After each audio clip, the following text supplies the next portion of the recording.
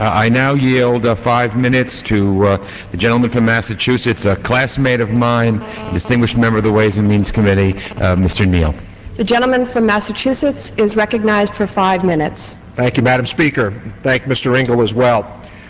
Last Saturday in my hometown of Springfield, Massachusetts, I spent the day welcoming back 150 brave American soldiers from the 181st Engineer Battalion of the National Guard who had just completed a year-long deployment in Iraq. Their mission was to provide security for their fellow service members and to protect military facilities. This group included members who possessed a Bronze Star, the Combat Action Badge, and a Purple Heart. Every member of this House and Senate has participated in ceremonies similar to this across the country.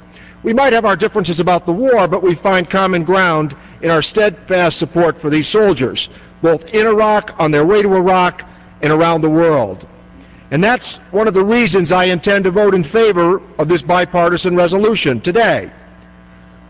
There's a reason that the framers of our constitutional system chose in Article 1 to establish the Congress as the first branch of the government, to oversee the executive. One of the reasons that we are here today is because the majority at the time never asked a question of the administration. Everything the administration said, the Republican majority at that time in Congress went along with.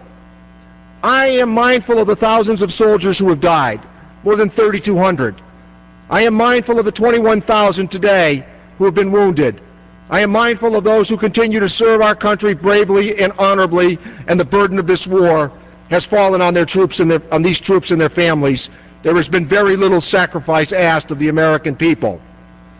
But those who have sacrificed deserved a frank and honest debate about President Bush's policy.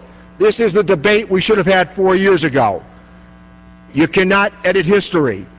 We know today there were no weapons of mass destruction. There was no enriched uranium from Niger. There was no connection to Al-Qaeda. We were not welcomed as liberators, and more than 3.5 years later, the mission has not been accomplished. Madam Speaker, like the vast majority of the American people, I agree that the war in Iraq is going badly and getting worse. I attach great significance to the National Intelligence Assessment. The overall security situation in Iraq is deteriorated, as they've said, with 2006 being one of the deadliest years to date. The war has increased Islamic radicalism around the world, and it has helped to destabilize the entire Middle East.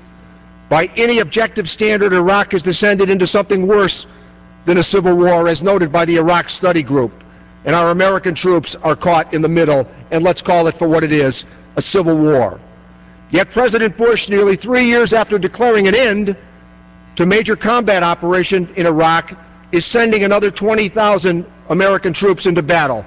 And Vice President Cheney, in the face of insurmountable evidence, continues to declare that Iraq is a success. As we debate this resolution today, it is clear that support for the war is at a tipping point. Our intelligence community, speaking collectively in the recent NIE, they believe that the future of Iraq is grim. And most significantly, our distinguished military commanders believe it is time for a new direction. General Powell, General Zinni, General Batiste, General Gregory Newbald, and others have all expressed concern about the future of Iraq. These are individuals who were involved in the planning and execution of the war, and obviously they do not like what they see. Even former director of the National Security Agency under President Reagan, retired Lieutenant General William Odom, acknowledged on Sunday that, quote, the president's policy in Iraq is based on illusions and not realities. I do not believe that public opinion alone should shape public policy, but no one should underestimate the intelligence of the American people. They are convinced that stay the course, as President Bush has suggested, has not succeeded. Every member of Congress wants our soldiers to succeed in Iraq. No elected representative in this institution would ever seek to undermine our servicemen and women. But the facts are clear. The war in Iraq is the most important issue facing America today, and our constituents are entitled to know where their representatives stand on the way forward. That's why this debate finally is so important. Just as the debate in 2002 led us into war with Iraq, perhaps this conversation with the American people that we are having today will begin the process of bringing our troops back home. More than 4 years ago, I came to the floor of the House with deep reservations about granting President Bush unlimited powers to authorize this invasion of a sovereign country. It is the best vote of opposition that I've offered in my 19 years in this Gentleman's House of time has Representatives. expired. I yield back my time.